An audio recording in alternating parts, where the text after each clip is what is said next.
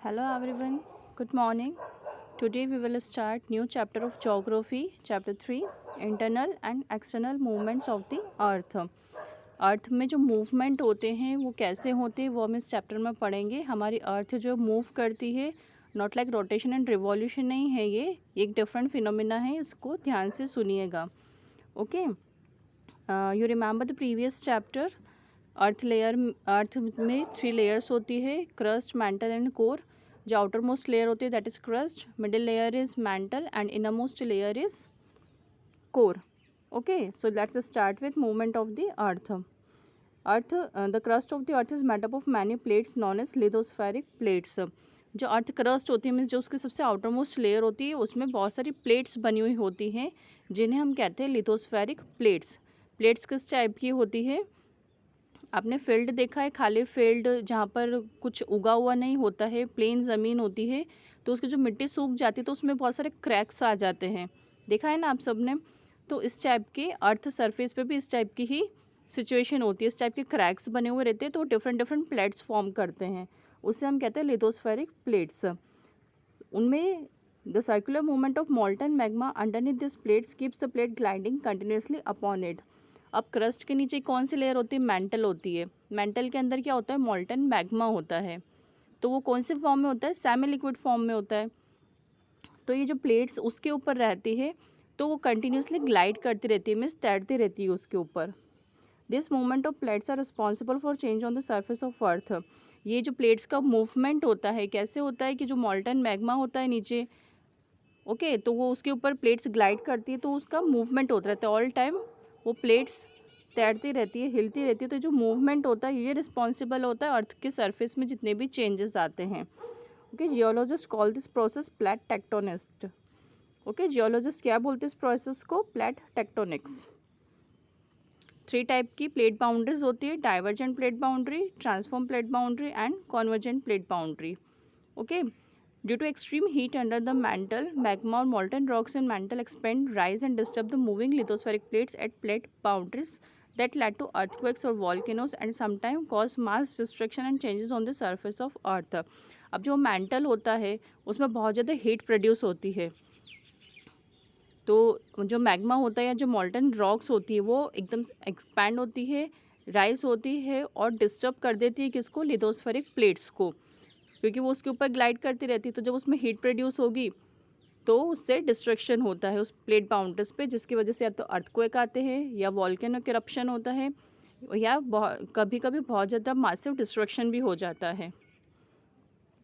These plate movements in concert with other geologic processes such as glacial and stream erosion have created some of nature's most magnificent sceneries such as Himalayas and Mount Fujiyama in Japan. In plate movements की वजह से कुछ geologic processes ऐसे भी होते हैं जिससे बहुत ब्यूटीफुल सीनरीज डेवलप हो जाती है, जैसे हिमालयाज बनते हैं. तो वो एकदम से थोड़ी ना बन जाते हैं इतने बड़े बड़े माउंटेन्स, बहुत सालों लगते हैं इनको, बहुत स्लो प्रोसेस से धीरे धीरे बनते हैं ये. ओके, तो ऐसी ब्यूटीफुल सीनरीज भी डेवलप हो जाती है. वॉयलेंट अर्थक्वेक्स भी हो जाते कभी कभी, जैसे कि गुजरात के जो टाउन है भुज, वहाँ पर आया था. नेपाल भी एक एग्जाम्पल है वॉयलेंट अर्थक्वेक का. तो the forces that work in changing of earth surface could be generated either inside और द सरफेस ऑफ अर्थ. अभी जो फोर्स जनरेट होता है अर्थ सरफेस पर, या तो ये इंटीरियर होता है ये, या फिर ये बाहर से लगता है. Okay, the force that act within the interior of earth are endogenic forces and those that act on the surface of earth are exogenic forces. अब 2 टाइप के फोर्स एक्सर्ट होते हैं. जो interior of the earth means surface के अंदर से लगता है वो होता है एंडोजेनिक फोर्सेस, और जो सरफेस के बाहर से लगता है that is exogenic forces. Okay, see the flow chart. Earth 2 type के फोर्स हो गए, एंडोजेनिक एंड एक्सोजेनिक. अब एंडोजेनिक फोर्स में भी 2 टाइप के मूवमेंट होते हैं. एक होता है स्लो मूवमेंट, मीन्स वो बहुत धीरे धीरे मूवमेंट होता है, और एक सडन मूवमेंट होता है कि एकदम से मूव करता है. तो जो स्लो मूवमेंट होते हैं उससे कॉन्टिनेंट्स बनते हैं, माउंटेन्स बनते हैं, और सडन मूवमेंट से क्या होता है? अर्थक्वेक आ जाता है, वॉल्केनो आ जाता है. ओके, और एक्सोजेनिक फोर्सेस में भी या तो वेदरिंग होती है या फिर इरोजन होता है. वेदरिंग में फिजिकल, केमिकल, बायोलॉजिकल चेंजेस आते हैं, और इरोजन में ग्लेशियर्स बनते हैं, रिवर वाटर, सी, विंड, अंडरग्राउंड वाटर, इन सब से ये सब इरोजन से होता है. Okay, now next topic is volcanoes. Volcano is an opening in the earth's crust that allows molten rock, gases and debris to escape to the surface. अब volcano क्या होता है, सीधा पिक्चर जो डायग्राम दिया है फिगर 4 वॉल्केनो का, इसमें ऊपर ऊपर देखिए आप एक छोटी सी ओपनिंग है, उस ओपनिंग को हम कहते हैं क्रैटर। ओके, सबसे नीचे 2 लेयर्स बताई गई है, क्रस्ट और मेंटल। ये मेंटल लेयर में मैग्मा प्रेजेंट होता है। ओके, फिर एक नैरो पैसेज होता है जिससे धीरे धीरे ऊपर आता है, तो ये जो नैरो पैसेज होता है इसे कहते हैं मैन वेंट। और जब ये नीचे रहता है तो मैग्मा होता है, जब ये बाहर निकल जाता है तो फिर हम इसे लावा कहते हैं। ओके, इसमें से गैसेस और ऐश भी निकलती है। सो एक कोनिकल शेप फॉर्म कर लेता है। 3 टाइप के वॉल्केनोज होते हैं, एक होता है active volcano, another one is dormant volcanoes and extinct volcanoes. जो एक्टिव वॉल्केनोज होते हैं वो किसी भी मोमेंट में एरप्ट हो जाते हैं, मीन्स कोई उनका बहुत ज़्यादा रिस्क होता है, कोई मतलब ऐसा नहीं होता है कि उसका पता चल जाएगा हमें, सडनली कभी भी वो इरप्ट हो जाता है। जैसे कि एक एग्जांपल दिया है, मोना लोआ इन हवाई is an example of molten active volcano. Next is dormant volcanoes. Dormant volcanoes को बहुत टाइम लगता है इरप्ट होने में, और उनकी पॉसिबिलिटी भी, लेकिन पॉसिबिलिटी होती है फिर भी कि ये इरप्ट हो सकते हैं, जैसे कि माउंट फुजियामा है जापान में। और last one is extinct volcanoes, means ये एक्सटिंक्ट हो चुके हैं, अर्ली टाइम में कभी होते थे लेकिन अब इनकी पॉसिबिलिटी नहीं है इरप्ट होने की। Mount Kilimanjaro is an extinct volcano. Okay, now next one is earthquake. Earthquake कैसे आते हैं? Earthquakes are responsible for another sudden change on the surface of earth. Earthquakes भी कैसे आते हैं? जब अर्थ सरफेस में सडन चेंज हो जाता है। Internal forces of earth cause sudden vibrations in lithospheric plates. जो इंटरनल फोर्स लगता है अर्थ के अंदर से, उसकी वजह से वाइब्रेशंस आते हैं उन लिथोस्फेरिक प्लेट्स में। This vibrations are known as earthquakes. उन वाइब्रेशंस को हम अर्थक्वेक कहते हैं। कभी ये वाइब्रेशन बहुत कम होते हैं और कभी ये बहुत ज़्यादा डिस्ट्रक्शन लेके आते हैं। दिस वाइब्रेशंस में occur at the time of volcanic eruption also. जब वॉल्केनिक इरप्शन होता है तब भी ये वाइब्रेशंस होते हैं। सो जो ऑरिजिन पॉइंट होता है earthquake inside the earth is known as focus. See the picture, सबसे नीचे जो ये मेन पॉइंट बताया है जहाँ से अर्थक्वेक बन रहा है दैट इज फोकस पॉइंट। और फोकस पॉइंट के जस्ट ऊपर जो वाला पॉइंट होता है दैट इज एपिसेंटर। वहाँ पर सबसे ज़्यादा डैमेज होता है जब अर्थक्वेक आता है। ओके, जो ये अर्थक्वेक की वाइब्रेशंस निकलती है सर्कुलर फॉर्म में निकलती है, दिख रहा है ना आपको फिगर में सर्कल्स बने हुए। तो जो वाइब्रेशंस आते हैं सर्कुलर फॉर्म में आते हैं वाइब्रेशंस, इनको हम सिस्मिक वेव्स कहते हैं। ये सभी डायरेक्शंस में जाती है, लेकिन इसका सबसे ज़्यादा डैमेज कहाँ पर होता है? इसके जस्ट ऊपर जो पॉइंट होता है that is epicentre. Seismograph is used to record the tremors of an earthquake. किससे रिकॉर्ड करते कि कितना अर्थक्वेक आया? एक इंस्ट्रूमेंट होता है seismograph. Okay, Richter scale measures the intensity और मैग्नीट्यूड ऑफ एन अर्थक्वेक। एक और इंस्ट्रूमेंट होता है रिचर स्केल, इससे अर्थक्वेक की इंटेंसिटी या मैग्नीट्यूड पता चलता है। The scale range of Richter scale is from 0 to 9। इस पर 0 to 9 नंबर्स तक होता है। तो जब 7 नंबर से ऊपर आता है अर्थक्वेक मीन्स वो बहुत ज़्यादा डिस्ट्रक्टिव होता है, उससे बहुत ज़्यादा नुकसान होता है। हम एक केस स्टडी देखते हैं भुज अर्थक्वेक की। 26 जनवरी 2001 को भुज में अर्थक्वेक आया था। गुजरात स्टेट का एक टाउन है भुज, वहाँ पर अर्थक्वेक आया था। About 20,000 lives. कितना मैग्नीट्यूड था अर्थक्वेक का? 6.9। तो 20,000 लाइव्स मतलब इतने लोग वहाँ पर मर गए थे। 1,50,000 तक बैडली इंज्योर हो गए थे। स्कूल एक बिल्डिंग थी, स्कूल बिल्डिंग वो बुरी तरह से कोलैप्स हो गई थी, जहाँ पर 31 टीचर्स और 971 स्टूडेंट्स मर चुके थे। और सो ये इस अर्थक्वेक ने बहुत ज़्यादा डैमेज किया था क्रॉप्स को, प्रॉपर्टी को, लाइफ को, इतना मतलब वो डिस्ट्रक्टिव अर्थक्वेक आया था। Now case study Nepal earthquake. A massive earthquake struck the Himalayan country Nepal at 16:53 local time on Saturday 25th April 2015। 25th April 2015 को नेपाल में अर्थक्वेक आया था। ओके, इसका मैग्नीट्यूड कितना था? 7.8। सो ये भी बहुत ज़्यादा डिस्ट्रक्टिव था। आसपास के जितने भी कंट्रीज़ हैं, इंडिया है, बांग्लादेश है, भूटान है, प्लेट ऑफ तिब्बत है, यहाँ पर भी उसके वाइब्रेशंस फील किए गए थे। फिर 12 मई 2015 को फिर से आया वहाँ पर अर्थक्वेक, उसकी मैग्नीट्यूड थी 7.3। वहाँ उस समय भी 100 people and more than 1900 getting injured. This aftershocks scared the people to go back to their homes. So 2 बार अर्थक्वेक आ गया उस समय, तो लोग बहुत ज़्यादा डर गए थे। इसका ओरिजिन कहाँ हुआ था? The earthquake occurred inland at a depth of 15 kilometre due to relieving of compressional pressure between Eurasian plate at the Indian part of Indo Australian plate. ये जो लिथोस्फेरिक प्लेट्स है, इसमें अलग अलग प्लेट्स को नेम दिए गए हैं। एक यूरेशियन प्लेट होती है, इंडो ऑस्ट्रेलियन प्लेट्स होती है। इस टाइप से अलग अलग जो प्लेट्स के टुकड़े होते हैं उन्हें नाम दिया गया है। तो वहाँ से वो ओरिजिनेट हुआ था। ओके, उसका इफेक्ट कितना था? The earthquake caused wide spread devastation in terms of lives lost and damage to property. It has been estimated that about 9,000 people were killed, 22,000 were injured and thousands were rendered homeless. Okay, इतने 9,000 लोग तो मर चुके थे, 22,000 injured थे और बहुत हज़ारों लोगों के घर चले गए थे। देखिए पिक्चर में बता रखा है इस टाइप का डिस्ट्रक्शन होता है अर्थक्वेक में। सारी बिल्डिंग्स वगैरह सब बिल्कुल टूट जाती है। The earthquake caused major damage to rural villages and densely populated region of the city of Kathmandu. Many landmark buildings were destroyed, including Darbar Square, entire 9-story Dharohar Tower, famous Taleju Temple. Okay, ये सारे बहुत ज़्यादा destruction हुआ था। Mount Everest पे जो लोग climbing कर रहे थे तो 19 क्लाइंबर्स पे टॉल्ड हो गए थे। 100 ऑफ क्लाइंबर्स को बेस कैंप में ही रोक लिया गया था। ओके, सो बहुत ज़्यादा डिस्ट्रक्शन हुआ था उस समय नेपाल में भी।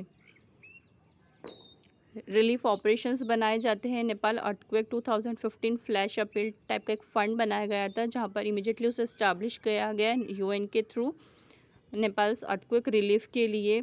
बहुत सारी कंट्रीज़ ने रिस्पॉन्ड किया, हेल्प की, फंड्स भेजे, बहुत सारे रेस्क्यू टीम्स वहाँ पर गई, इंजीनियर्स, सपोर्ट पर्सनल सब लोग वहाँ पर किया। Water, food, medical supplies, heavy lifting machinery etcetera, ये सब कुछ भी वहाँ पर भेजा गया। सोशल नेटवर्किंग साइट्स के थ्रू भी अपील की गई, मैसेज किया गया कि वहाँ के लिए हेल्प कीजिए। वहाँ पर नेपाल के लिए people were relocated in makeshift camps outside the zone of devastation. However, as the remote rural regions were badly hit, rescue operations were also facing problem in reaching such remote areas due to hilly terrain.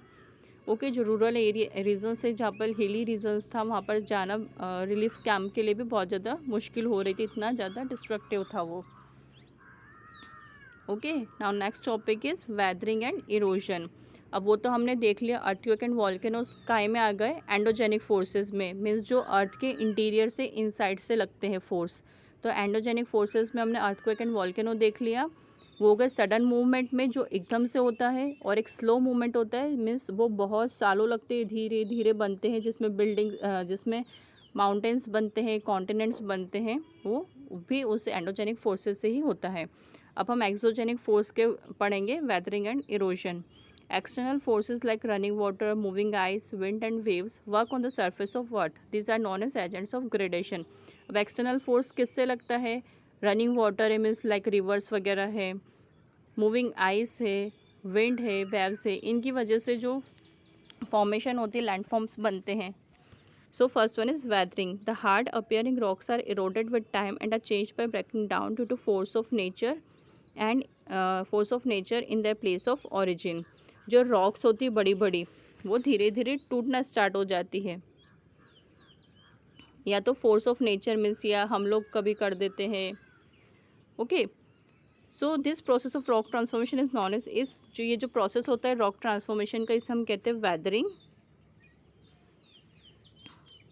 ये लेकिन weathering में क्या होता है, जो rocks टूटी है वो उन्हीं की ओरिजिन प्लेस पे ही रहती है, वो कहीं और नहीं जाती है। Okay, so some of the most strange and beautiful rocks owe their shapes to the force of weathering. बहुत सारे रॉक्स जो होते हैं ब्यूटीफुल शेप्स में फॉर्म हो जाती हैं ड्यू टू वेदरिंग की वजह से। Weathering takes place either by physical forces, chemical reactions और बाय प्लांट्स एंड एनिमल्स। या तो फिजिकल फोर्सेस की वजह से होता है, केमिकल रिएक्शंस भी होता है रॉक्स के अंदर, या फिर प्लांट्स और एनिमल्स की वजह से भी हो सकता है।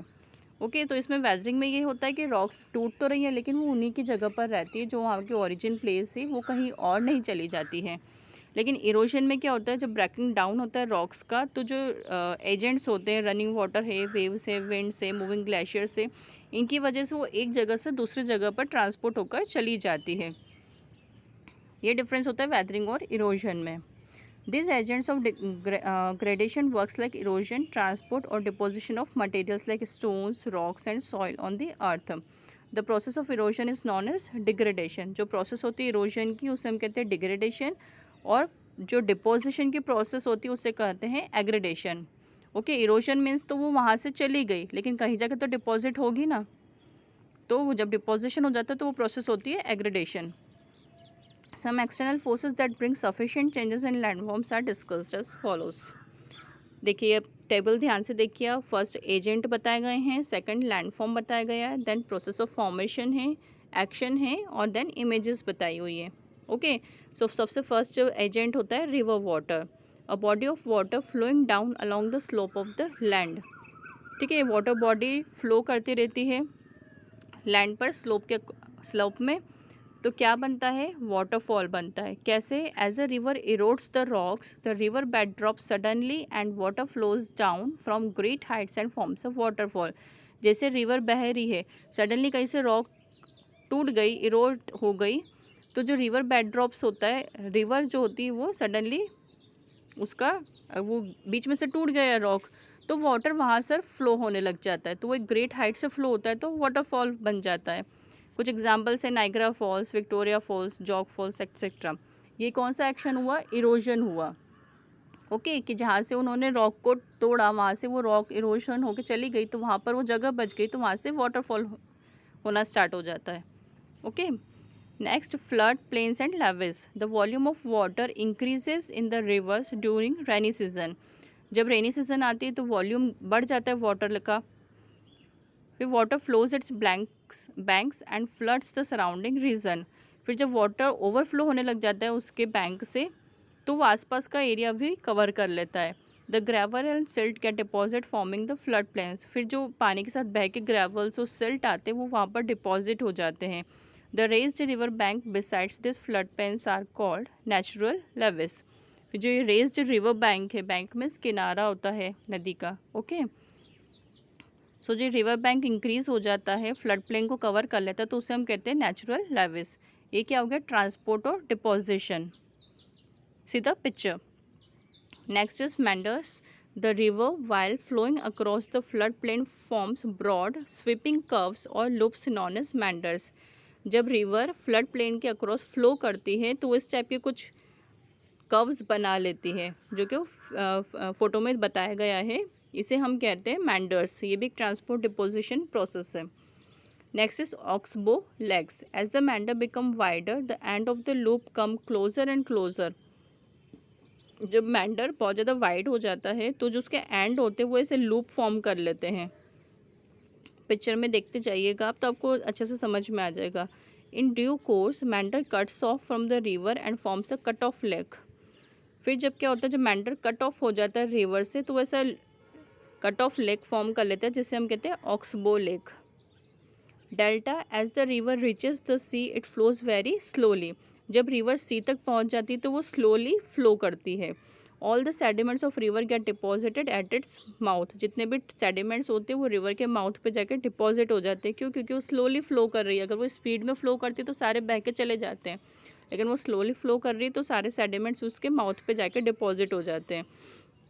This deposited sediments split the river into several small channels called distributaries.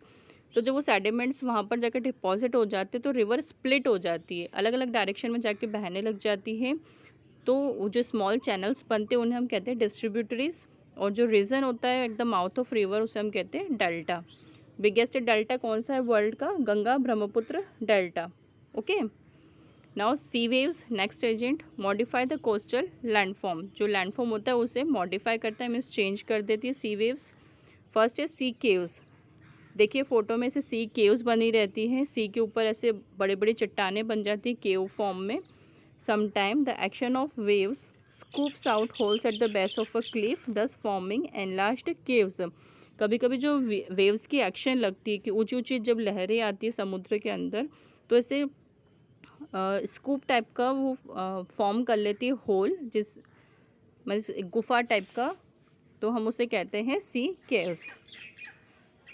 Next is sea arches. Sea arches are formed out of caves when they become bigger with only the roofs remaining. ऐसे sea arcs बन जाते हैं, जो caves form होती हैं तो वो बहुत ज़्यादा बड़ी हो जाती है, तो उसमें सिर्फ उनकी रूफ दिखाई देती है ज़्यादा। ये कौन सा प्रोसेस है? Erosion. Next is stacks. With continuous erosion the roof of sea arches collapse and only the walls are left which are called stacks. फिर जब बहुत ज़्यादा इरोजन होता है तो जो उनकी रूफ होती है सी आर्क्स की, वो तो टूट जाती है और सिर्फ उनकी वॉल्स रह जाती है, तो उन्हें हम कहते हैं stacks. Next is sea cliff. The sea waves erode the rocky coast with a steep slope and form almost a vertical wall known as sea cliff. अब फिर इरोजन होगा तो जो सी वेव्स आती हैं तो वो साथ में रॉक्स को इरोड करती हैं, तो ऐसे स्टीप स्लोप बन जाता है जिससे कि सिर्फ वर्टिकल वॉल्स दिखाई देती हैं हमें बड़ी बड़ी, नॉन एज सी क्लिफ। ये आपने बहुत सारी मूवीज़ में वगैरह में देखा होगा, जो ऐसी ब्यूटीफुल सीनरीज वो लोग बताते हैं तो उसमें ये सारी चीज़ें दी हुई रहती है। Western coast of India has some cliffs and chalk cliffs of England. Next, beaches. Waves deposit the eroded materials along the coast. These accumulated deposits form a beach. It is made up of sand, gravel and pebbles which are brought by the waves.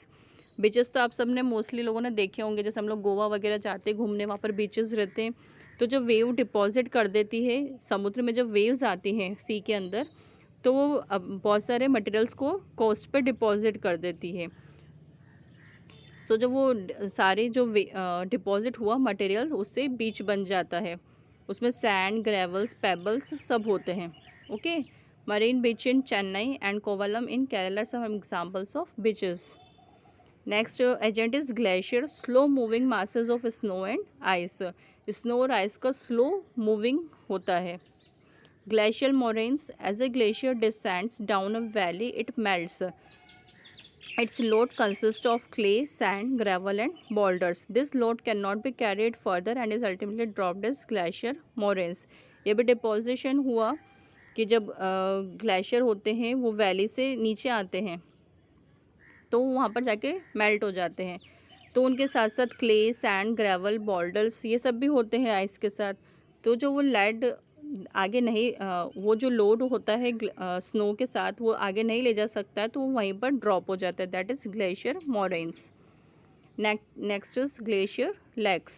Glacier के भी lack होते हैं। Glaciers also carve out arm chair shaped shallow basins in mountains which are known as cirques or corries. The melting ice fill these basins with water and a lake is formed. ये erosion process हुई।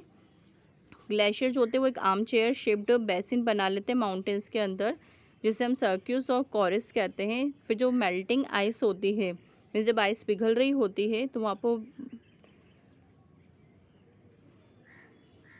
Waters वहाँ से वो बहने लग जाता है जिससे कि लेक फॉर्म हो जाता है। Next agent is wind. Moving air is called wind. जो हवाएं चलती है उसे हम कहते हैं wind. Its action can be seen promptly in desert due to sparse vegetation in this region. इसका एक्शन हमें मेनली कहाँ देखने को मिलता है? डेजर्ट्स में। ओके, मशरूम रॉक बनती है। आप पिक में देखिए मशरूम टाइप की एक रॉक बनी हुई है। और rock mass get eroded by strong wind that strike the surface of the rock by coarse sand particles. जब बहुत तेज़ हवाएं चलती डेजर्ट में तो ऐसा एक रॉक फॉर्म हो जाता है, जितनी भी वहाँ से सैंड उड़ के जाती है वो डिपॉजिट हो जाती है। The base of the rocks get eroded more than the top because of the change in wind direction. The rocks get eroded from all sides. Eventually the rock looks like a mushroom. Eventually rock look like a mushroom with a wide top and a narrow base. नीचे नीचे तो कम इकट्ठी होती है और ऊपर जाके वो ज़्यादा डिपॉजिट हो जाती है, तो ऐसा मशरूम टाइप का शेप बन जाता है। This rocks are called mushroom rocks और rock pedestals. They are very common Sahara desert. Sahara desert में बहुत कॉमन है इस टाइप की rocks. Next is sand dunes. The material carried by wind gets deposited due to decrease in velocity of wind and form the sand dune. जो material जितने भी wind के साथ जाते हैं वो डिपॉजिट हो जाते हैं एक जगह पर जाके, जब विंड की वेलोसिटी कम हो जाती है तो वो ऐसे सैंड ड्यून्स फॉर्म कर लेते, मतलब छोटे छोटे से। इसमें देखिए आप पिक्चर में छोटे छोटे से स्लोप्स बन जाते हैं सैंड के जाकर। Next is loess. The finer sand particles get carried away much beyond the deserts and get deposited in humid regions. जो छोटे छोटे से सैंड पार्टिकल्स होते हैं वो हवा के साथ चले जाते हैं डेजर्ट से, और कहाँ पर जाकर डिपॉजिट होते हैं? ह्यूमिड रीजन्स में. This deposit is called लॉइस and is yellowish green colour. इन्हें डिपॉजिशन को हम लॉइस कहते हैं और yellowish green colour, grey colour के होते हैं. Extensive loess deposits are found in Central Asia, Mississippi Basin in USA, North China and Pampas region of Argentina. Okay.